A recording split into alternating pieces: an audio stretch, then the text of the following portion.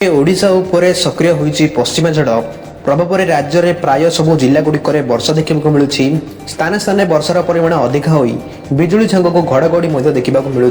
आज 14टी जिले में वर्षा होगा नहीं सतर्क सूचना जारी सहित यह जिला गुड़ी येलो वार्निंग जारी कर स्वल्परू मध्यम धरण वर्षा सहित घड़घड़ी सांग को होपे।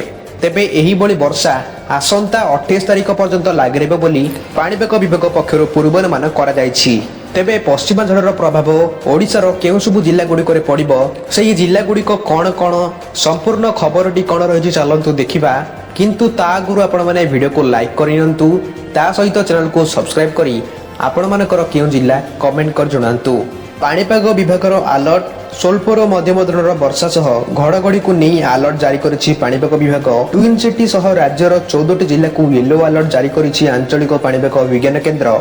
आगामी 3 घंटा पाई येलो वार्निंग अलर्ट जारी कर जायछि। सूचना मुताबक देवगढ़, अनुगुल, ढेंकानाल, केन्दुझर, कंधमाल, बौद्ध, गंजाम, नयागढ़, कटक, खोर्धा, सुंदरगढ़, संबलपुर, पुरी एवं जगतसिंहपुर जिला को आजिका पाई सतर्क सूचना जारी कर जायछि। तेबे पाग को देखि घर बाहर को बाहरिबा लागि लोकमाननकु परामर्श देछि पाणीपाग विभाग। गत 24 घंटा मध्य खोर्धार बाणपुर में सर्वाधिक 105 मिलीमीटर वर्षा रेकर्ड कर जायछि। गंजामर बेलंगुठारे 96 मिलीमीटर वर्षा होइछि।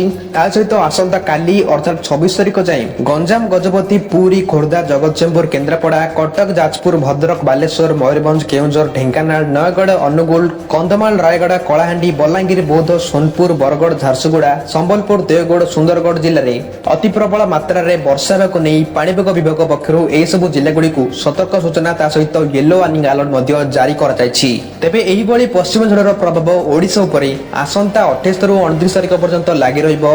परवर्ती मास अर्थात मार्च मास आरंभरू पाग मुख्यतः भाव शुक्लिया रहबनी पाणीपाग विभाग पूर्वानुमान करि जणाइछि।